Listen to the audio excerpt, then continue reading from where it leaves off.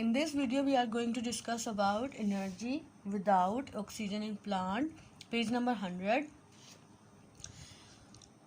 Plant cell, like animal cell, can respire anaerobically if they need to. However, plants do not produce lactic acid. They make ethanol and carbon dioxide instead. Animals की तरह plant cell भी respire करते हैं if they need to, अगर उनको ज़रूरत होती है. यहाँ तक कि प्लांट डू नॉट प्रोड्यूस, लेकिन जो in the plant they do not produce lactic acid, but they produce ethanol and carbon dioxide. Anaerobic respiration in plant can be summarized like this: glucose broken down, no oxygen. It gives ethanol, carbon dioxide and energy.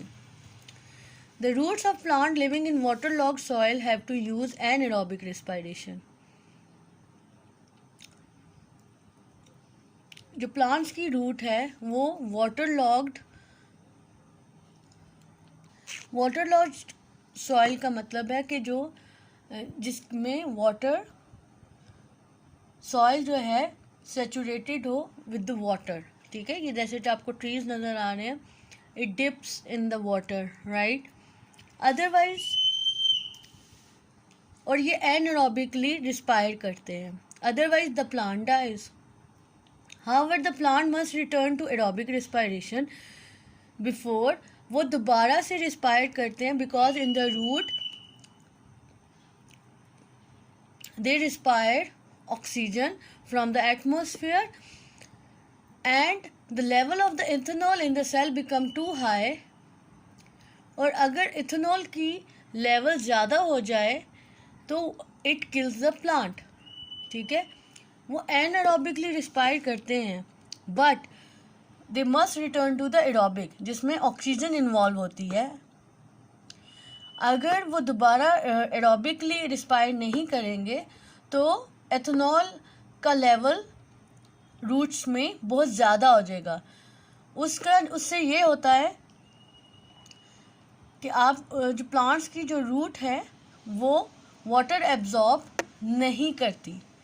Water absorb नहीं करेगी तो they do not make a sugar glucose, and फिर वो photosynthesis का process नहीं होता, right. सो इसलिए ethanol का लेवल जो है वो एक लिमिट तक रहना चाहिए.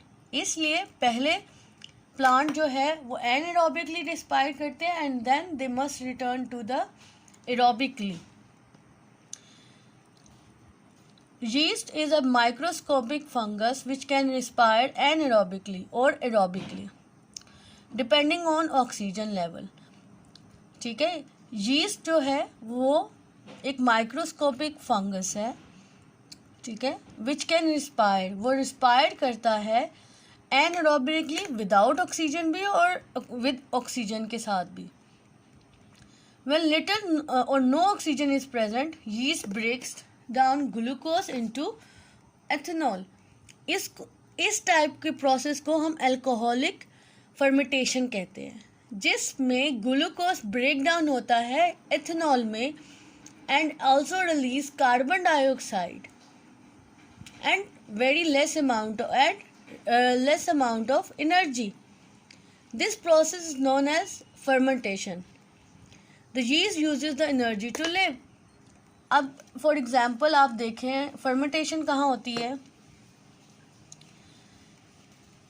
आपकी बेकिंग में आप पिज़्ज़ा डो बनाते हैं, ठीक है, उसमें यीस्ट ऐड करते हैं, इट राइजेस एंड देन उसमें होल्स आपने ऑब्जर्व किए होंगे, उन होल से वो कार्बन डाइऑक्साइड रिलीज हो जाती है.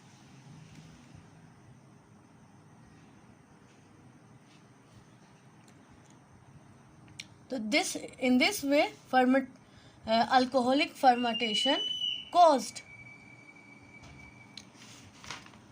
right? If yeast is mixed with the glucose and water and put in a warm place, it will begin to ferment. A simple experiment to show fermentation is shown in the diagram. Yeast and glucose solution, right? We put in this beaker.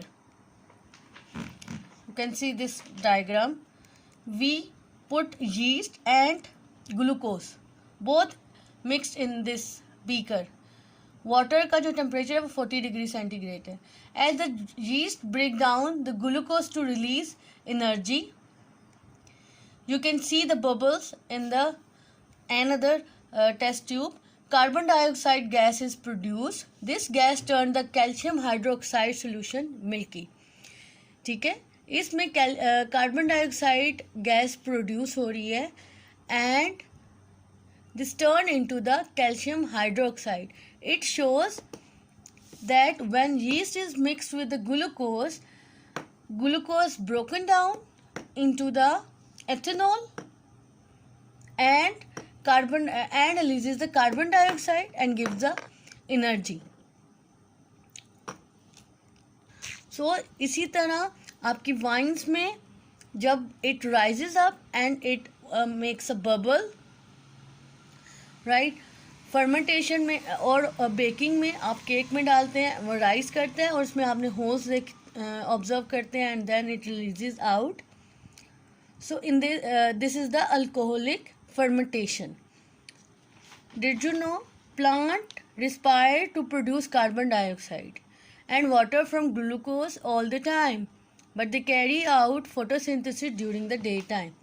ठीक है, लेकिन photosynthesis का process जो होता है वो day time होता है, बिकॉज फोटोसिंथेसिस कब अकर करता है, जब सनलाइट एनर्जी, उसको सनलाइट से एनर्जी मिलती है. लेकिन रिस्पायर का मतलब ऑक्सीजन जो है वो all the time plant respire and to produce carbon dioxide and water from glucose all the time. ठीक है, ये procedure all the time conduct होता है. This is the energy released without presence of the oxygen in plant.